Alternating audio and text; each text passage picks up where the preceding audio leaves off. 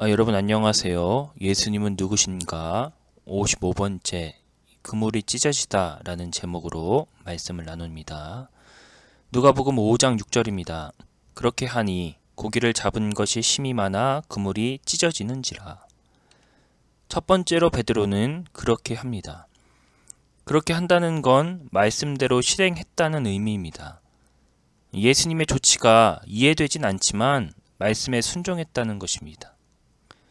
우리도 마찬가지입니다. 주신 말씀에 그렇게 할 때만이 기적을 맛볼 수 있습니다. 요한복음 2장 5절 말씀입니다. 그의 어머니가 하인들에게 이르되 너희에게 무슨 말씀을 하시든지 그대로 하라 하니라.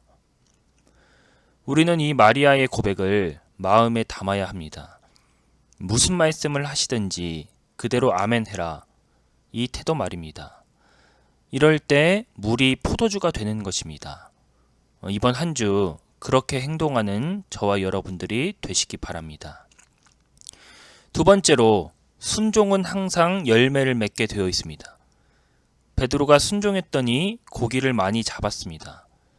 얼마나 많이 잡았으면 심히 많이 잡았다고 기록하고 있을까요? 이처럼 순종은 항상 열매를 동반합니다. 이사야 1장 19절 말씀입니다. 너희가 즐겨 순종하면 땅의 아름다운 소산을 먹을 것이요.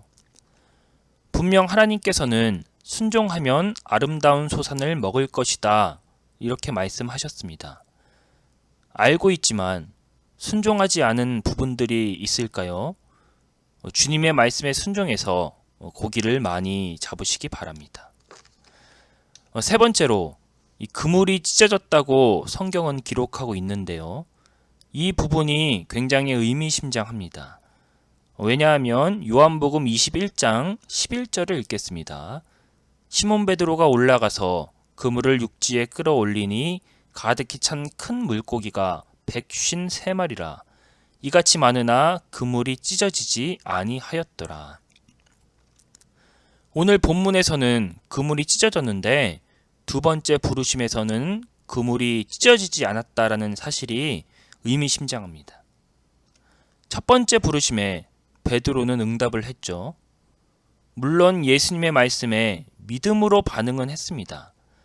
하지만 온전한 제자도의 의미로서 복음을 받아들인 것은 아닙니다. 이 고기가 많이 잡힌 권능의 말씀으로 인해 이 제자의 길을 걸었던 것이죠. 하지만 그렇게 기적을 체험한 베드로의 신앙은 찢어집니다. 오늘 본문 말씀처럼 베드로의 첫 번째 부르심은 찢어진 것이죠. 예수님이 두 번째 베드로를 부르십니다. 상황은 첫 부르심과 똑같습니다. 하지만 예전처럼 그물이 찢어지지 않았습니다. 왜일까요? 이 부활하신 예수님을 목도했기 때문입니다. 두 번째 부르심 때는 사람 낚는 어부가 어떤 삶인지 이제 깨닫기 시작했던 것입니다. 이러한 의미에서 우리들의 첫 번째 부르심은 찢어져야 합니다. 왜냐하면 그 안에는 온갖 더러운 세상의 가치관들이 많기 때문입니다. 예수님을 따르면서 고기를 많이 잡길 원하는 것이죠. 예수님과 함께라면 돈 많이 버는 어부가 될 수 있겠다는 이 세속적인 가치관이 은연중에 있기 때문입니다.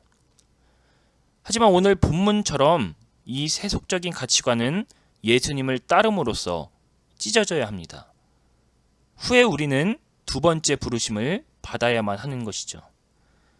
그렇게 되면 고기를 많이 낚아도 찢어지지 않게 될 것입니다. 왜냐하면 이제 고기를 많이 낚는 것이 나의 삶이 아니라 예수님만 위한 삶을 살 수 있기 때문입니다.